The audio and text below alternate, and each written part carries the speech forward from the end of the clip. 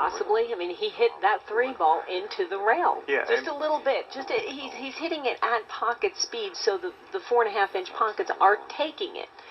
But he's not hitting them in the middle of the pocket. Well, that's a good point. 5 ball. On the other hand, I have to say I have never seen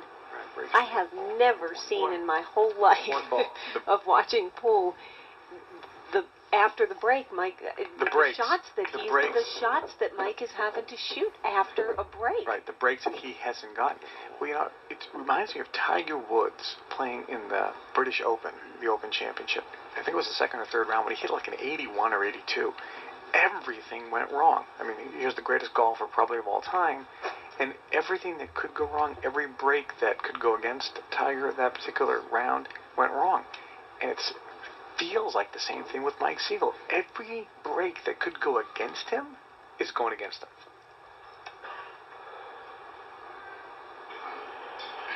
The question is, can he turn it around? And we all know he can. 6 ball.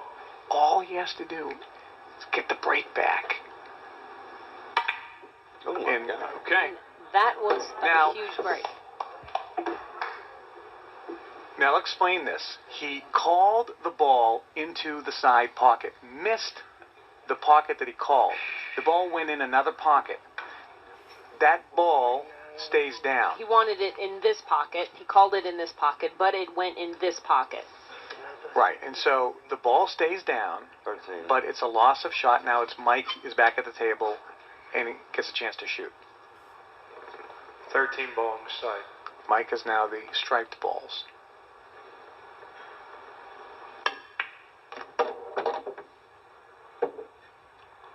Mike played that perfect.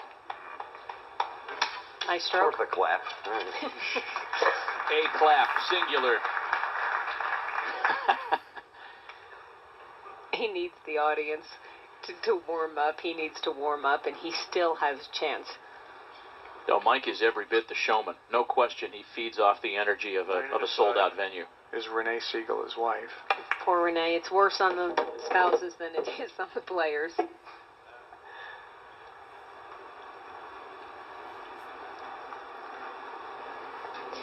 They're going to hair more on that. Yeah, if he went in a little bit more, if the cue ball was here, again, here, he could shoot the 14 into this corner right here, but he didn't get there, so. These are small, those are small things that people, it's not really a trouble ball, but it is a trouble ball. You know, back to that crowd for a moment, Lori John. Mike lives in Orlando. He's from Rochester, New York originally, but it's almost as though this field of the 42 best players in the world came to his backyard to try to knock him off the hill. And so far, the visitor has been doing a number on him.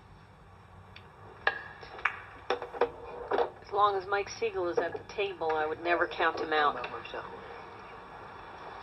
12 in the corner. Well, both of these players at this caliber have the ability to basically break and run as many racks as they want. 14 in the corner. He got exactly where he wanted, loosening up a little bit.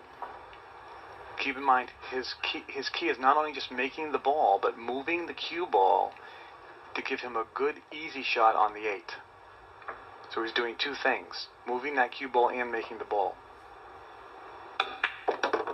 pulling it, coming off. What the heck? In the corner. Sinks the 8 ball, and he trails Efren Reyes by just 1 game in this race to 8. And he gets the break back, but this does not have to go.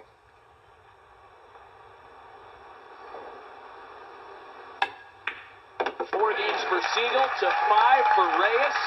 He's flicking that cue. Did you see him flick that cue again? It's okay. After the shot? It went in. I forgot how to spin the cue ball. That was a huge break for Mike Sigel. That's what he needed. Here it is. I ain't gonna do that stupid stuff that I did on the 7. I can guarantee you that. It's got Carroll's on the ball. Stupid. Oh. You guys don't want to go, right? You want to stay in that. That's right. I'm keeping it up, don't worry. He is darn near the 11th hour. Set 2, game 10. I'll tell you what, both Efren and Mike, they don't know what the word quit or give up means. And they both know they can win this.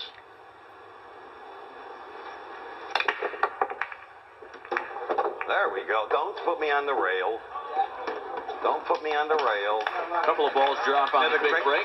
See, he's got a big break. Notice how he bent that cue stick. He's got a great break. Balls are opened up. Cue ball's not frozen on a rail.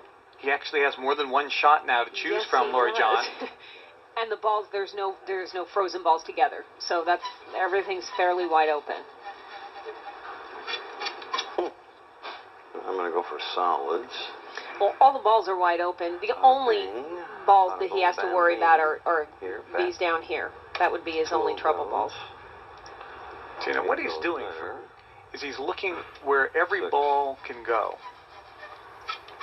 He's kind of figuring out. I guess I got to play solids anyway, right? He's got to figure out his whole. I'm going to shoot this first, then that one, then that one, then that one. He's going through all of his options. Exactly. It's very difficult when you have an open rack and you can shoot a solid or a straight. You have to make the right decision. There is correct and there is incorrect, and you have to choose the correct ones. It's called playing the patterns. That's exactly right. So he's choosing the low ones. It's a great choice. See, that wasn't the easiest shot on the table, which an amateur player or a beginning player would probably shoot the easiest shot. But a professional at this level is not going to shoot necessarily the easiest shot. He's going to shoot the shot that sets them up to run the whole table. 7 in the corner.